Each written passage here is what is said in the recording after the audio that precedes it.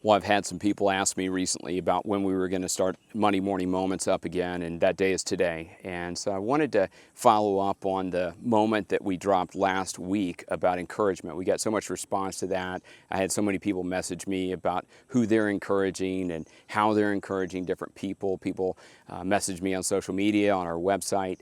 And so I wanted to go into 4 specifics around encouragement today and then give you a challenge at the end of this video. First of all, encouragement is so important. We talked about that last week, that great leaders, great teammates, great coaches encourage other people, and everybody needs encouragement. When we think about encouragement and think about the ways that we can encourage people, one of the ways is noticing them. And I think we have to notice those obvious moments and opportunity moments. In any game, in any day, when you're working on a project, there are going to be some obvious moments. When they've done something great, they've scored a goal, you're celebrating that, you encourage them in that moment, they've achieved something in their life. But there are going to be opportunity moments as well. And I think we have to notice those and really breathe life into them. Breathe life is going to be one of the keys as well. But we have to speak into those opportunity moments and encourage them and say, that was great when you did this, or when you accomplished that, the reason that you did that was this, and be specific about that. And so those opportunity moments lead to the obvious moments of celebration. But are you noticing them and seeing others and seeing that opportunity to encourage them in the obvious moments and in the opportunity moments as well? The second point is to make sure that we're recognizing them. So we're noticing them, but we need to recognize them and recognize contribution and achievement. I think a lot of times we recognize achievement, but we have to recognize contribution as well. And what I'm saying on that is that there's a process that they're going through when you're working towards a goal. That may be a literal goal in a game, or it may be a goal on a project. And there's certain things that they do that we need to recognize that contribution, the contribution to an outcome. And when we do that, that encourages a growth mindset and not just a fixed mindset. If we're just encouraging people when they accomplish things, that's just making it all about, well, when I accomplish things, that's when I'm validated or accepted.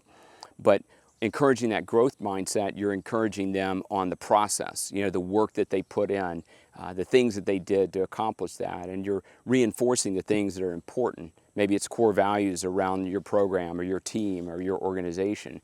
But we need to make sure that we're recognizing both contribution and achievement, because, again, that's going to lead to them becoming their best and us doing our best as well. I think another thing is that we need to make sure that we're being authentic in that. When we encourage people, we need to be authentic. And in doing that, there's kind of some specifics around that. It's an acronym of STAR, being specific, timely, applicable, and relevant in our encouragement, in our feedback that we give.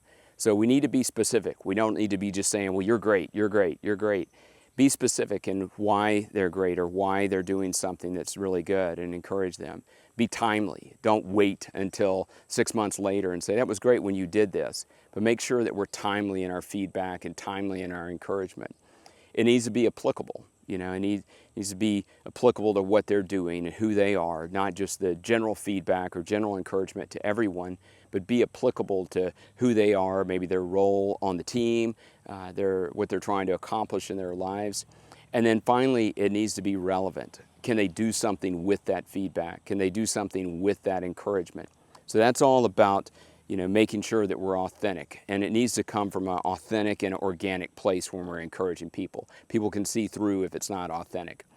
And then the fourth thing is to make sure that we're just breathing life into them. I think encouragement, as I talked about on the other moment that I dropped on encouragement, is that we're breathing life into them. We're giving them heart. Encouragement is a strong word. We're giving them courage.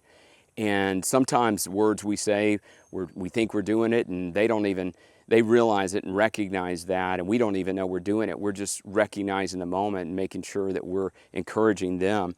But we need to breathe life into them. You have so many breaths in a day. You have so many breaths in a week. And you need to make sure that you're breathing life into people, not tearing them down, but building them up. And when we encourage people, we breathe life into them. And so that's really important. We need to breathe life into their hopes and dreams. And when we encourage, we do that. And we need to breathe life into their potential to be. I've mentioned this on the podcast a lot of times. Warren Bennis talked to me about breathing life into people and also their potential to be. And I just love that phrase, the potential to be. It's who they are and who they're becoming.